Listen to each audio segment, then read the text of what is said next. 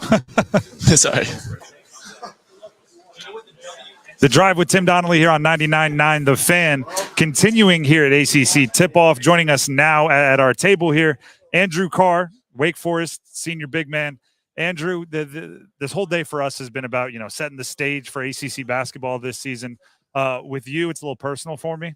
I played football at the University of Delaware. There you go. Awesome. So you were there for 2 years, obviously transferred out. Right. You couldn't just stay. I know you built up value. Now you're in the ACC. You're leading Wake in rebounds, but part of you is still back in Newark, right? Yeah, definitely. I mean, my girlfriend is still goes to Delaware as well. She's on the field hockey team there, so I definitely spent some time in Newark. And I'm from Westchester, Pennsylvania, so that's only about 45 minutes away. So whenever I get to go home, I go and visit her, and unfortunately, most of my teammates are all gone from Delaware at this point, but definitely spent some time there with her. So all right, so good enough answer there. We'll move on. But then the transition happens, right? You go from the CAA to the ACC last year. What was that adjustment process like, and how different is it going into year two?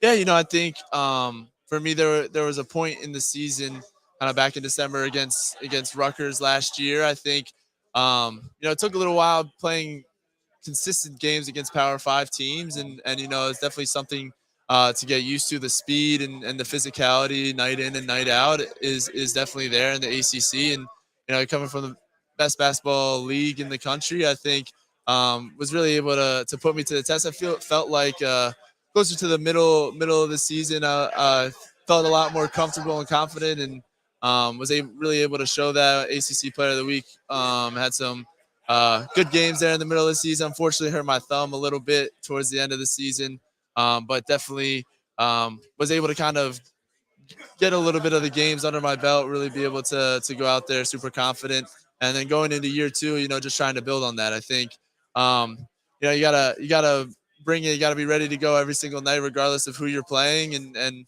winning on the road is really difficult in the ACC. So I think that's something that we're trying to pride ourselves on, and be able to go get some tough games this year, and really build on that. It's interesting. You had the answer to that question. You had a game against Rutgers, right? Normally the transition, you hear someone say it took time or it happened over time. Was there a literal moment where it clicked for you? Yeah, I think, and even if you look at the Rutgers game, I think I was had 5 points and was I didn't play very well as well, whatever. Missed probably a couple of shots that I would normally make, but regardless of that, played 35, 36 minutes and was able to, by the end of the game, I just felt like I played better. Even though the stats didn't necessarily show it, I just felt a lot more comfortable in what I was doing out there, getting to my spots, being able to really get where I wanted to be, and to be able to showcase my strengths and limit my weaknesses. So definitely that game, I think from then on, the confidence was through the roof. Andrew Carr, Wake Forest senior big man, joining us here at ACC Tip-Off in Charlotte. Matt Marsh, Efton Reed, couple of 7-footers.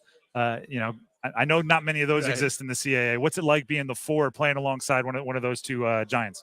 Yeah, it's great. I think gives the team a different look, especially coming from kind of at the end of my time at Delaware was a kind of a smaller 5, and going to knew I was going to have to be able to kind of expand my ball handling and ability to guard on the outside, and so continuing to grow on that. Worked hard a lot on that this off season, and trying to be able to build on that this year. But it's also to be able to give multiple looks to other teams, and that's a weapon that we can use. This year, even if I go small ball 5, but I can also play the 4 or 3. Try to show off the versatility this year. So. It's been a few years now since Wake's made their way into the tournament. How much of the program's focus is on that?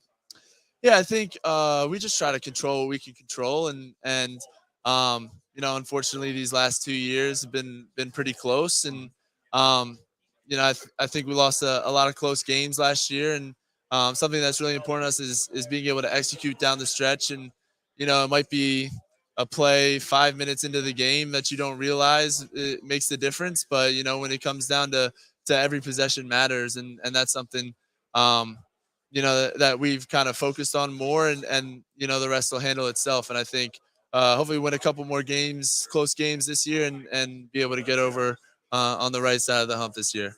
Last question before we let you get out of here. Appleby obviously departing. That's a lot of shots. That's a lot of minutes. That's a lot of points. How has it been kind of establishing where those opportunities are going to go amongst the roster as it stands going into this year? Yeah, it's been great. We've been together for a while now, all summer, and trying to build that chemistry. But a lot of transfers coming in. You got Boopy Miller and Hunter Salas coming in trying to take over a point guard role, and they've done a great job of really becoming the floor generals, kind of running the ability to run the team. And I'm super excited to be able to see what they're able to do. But then all the older guys who have been here for a little while know that it's important for us to step up as well and really take over that big role. So, Andrew, thank you very much for stopping by, and good luck this season. Thank you so much. Appreciate it. Cool, man.